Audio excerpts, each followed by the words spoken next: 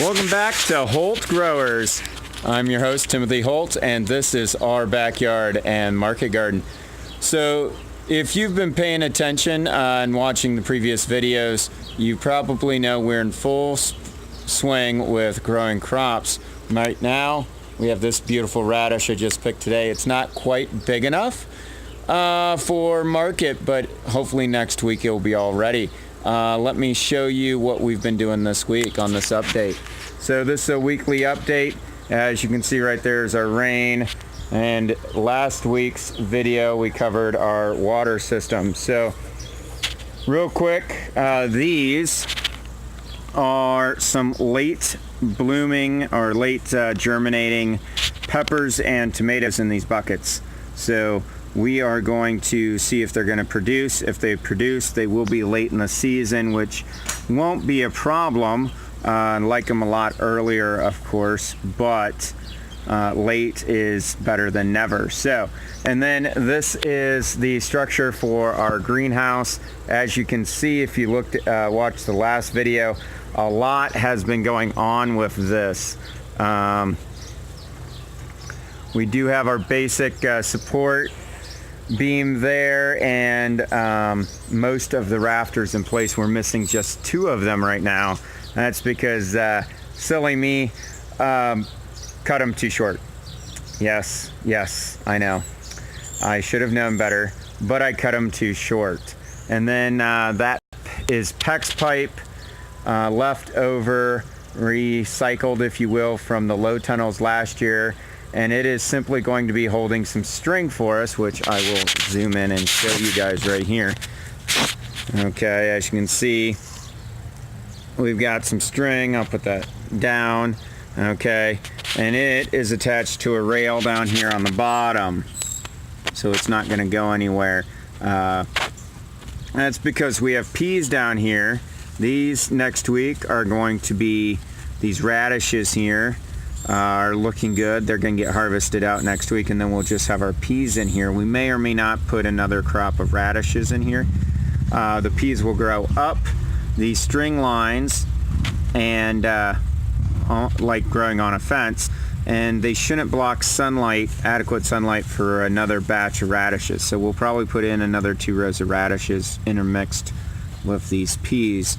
But as you can see, the fingers, we just put in the string earlier this afternoon, and the little fingers are already attaching onto them because if you know about snow pea, they like to attach. So let's just kind of see if we can't hook that.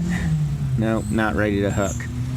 They like to grow on things. So also in this video I'll cover these guidelines, which were not in place last video for our tomatoes.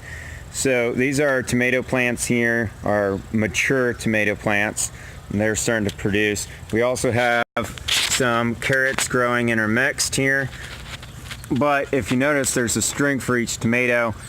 I caught this from a guy named Curtis. He lives up in I think it's British Columbia, Canada. This is how he grows his tomatoes, and rants and raves about it, saying it works really well. So it's the first time I've ever done it or even heard of it, but it looks pretty promising. So what's going to happen is the tomato is going to grow right up that string. It's a guideline for them. It's going to anchor it and give them the support.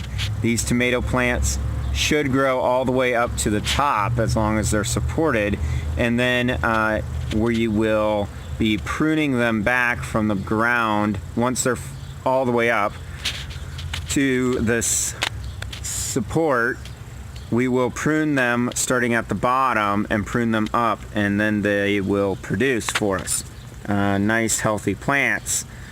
These are indeterminate variety of tomatoes, which means once they start producing, they won't stop until they die, which is great. So we will have cherry tomatoes and slicer tomatoes all the way until close to frost, first frost. So the other thing, which I've already done when I started this process, as you can see, they're starting to grow already around them, is take out sucker branches. And let's see if I can find one. A sucker branch If you look, see how the branch tees off. There was one right there. I already pruned it off, and you just snap it right off. The sucker branch is going to take nutrients away from the eventual crop. So we're going to continue to take out sucker branches right away as soon as we find them, and then go from there with them. So this is what's new here at Holt Growers. Downside is, for the past couple of days, my car is in the shop getting some work done on it. It's taking a little longer than I expected. And if you're wondering why I'm not using the tripod, that's why, because it's in the back of the car in the shop. So this might be a little shaky video. I apologize. Now, also next week, maybe the week after, we're going to be producing this winter garlic. We're going to be harvesting it, not producing it, harvesting it. This patch of garlic right now.